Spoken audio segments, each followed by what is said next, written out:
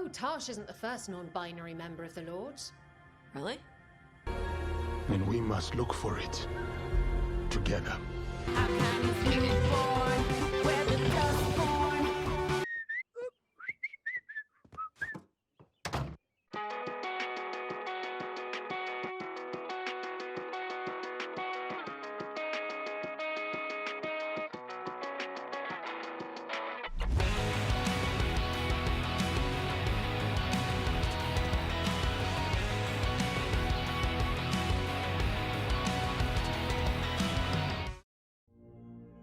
It's really sad what gaming has turned into. What was once a hobby that invoked creativity, innovation, and escapism is now a creatively bankrupt, complacent political soapbox, and anyone who denies this fact is lying or willfully ignorant to what has been destroying gaming for quite some time now. Regardless if people want to accept that reality or not, but for the most part, modern gaming is abysmal, and if it wasn't clear before, then 2024 has been a year that should have quelled any doubts and made things crystal clear, even for the smooth brains that despise the anti-woke people. But despite the sludge that developers have dished out this year, don't underestimate the mental gymnastics from corporate slaves, because somehow in some way they will claim that 2024 was a great year for gamers.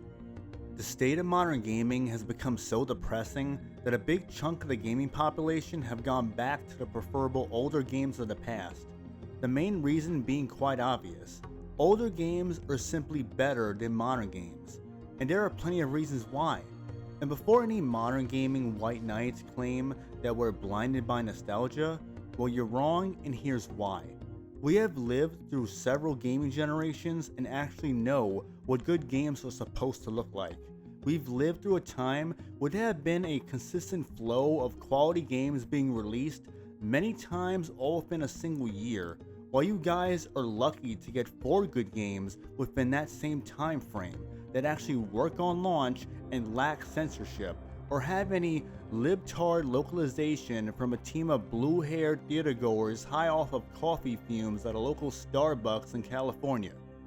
Older games had to work on launch or forever be known as an unfinished product, such as E.T., Bubsy 3D, and Superman 64. Not to mention that older games were made with passion, from real gamers that wanted to immerse players in their virtual worlds, that let us take the reins of some truly epic characters.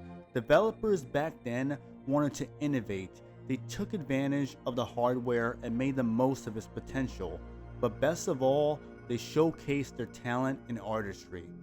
In the past, we've had some badass male and female characters worth praising, whereas now we're relegated to twinks, dykes, and A-boys, while journos and corporate slave shills try to gaslight everyone into considering some of these modern audience abominations as iconic, when it's clear that anyone with half a brain can see that these boardroom conceptualized characters are anything but iconic.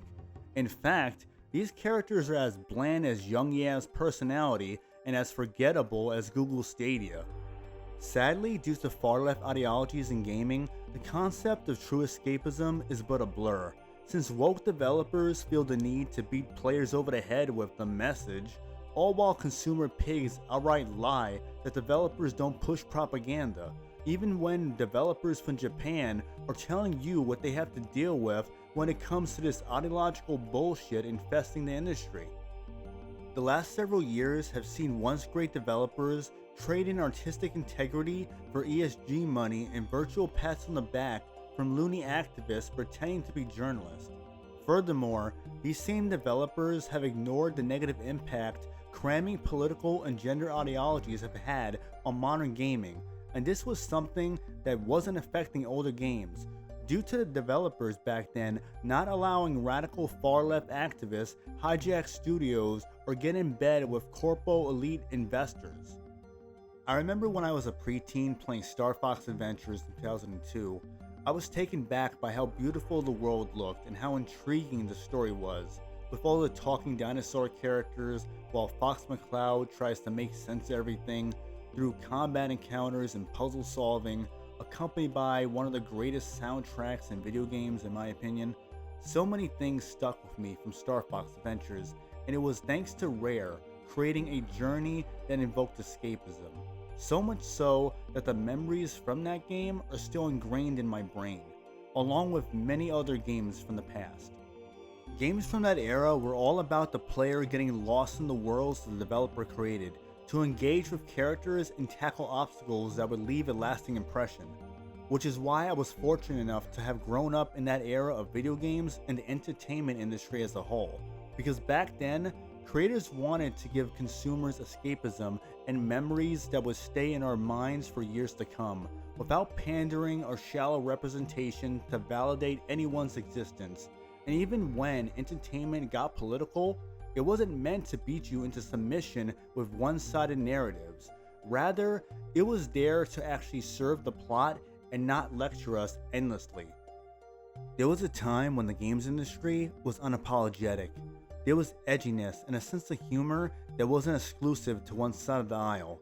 The games industry was willing to take risks and push the envelope, whereas now, almost every developer are pussies without a spine or semblance of creativity, always playing it safe while trying not to offend social justice degenerates. And this is the reason why older games are superior. There's no need to put on nostalgia goggles. All you have to do is use common sense and compare the slop we have now to the gold mine we had back in the day. But if you still insist on deep-throating every modern manufactured release, then be my guest. Just remember to clean the rust off your shackles. I'm eating you.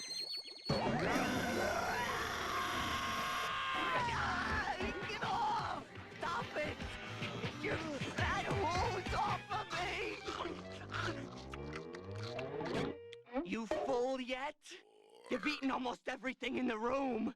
Oh, wait a second. Here's the potato chip bag. There might be a crumb in there. Yeah, you like that, huh? You like eating that? Wait, you didn't eat this yet. You want to eat this too? How's that taste? Come on, what else can we stuff in your fat mouth? Oh, here you go. Since you ate the potato, you can eat the light bulb.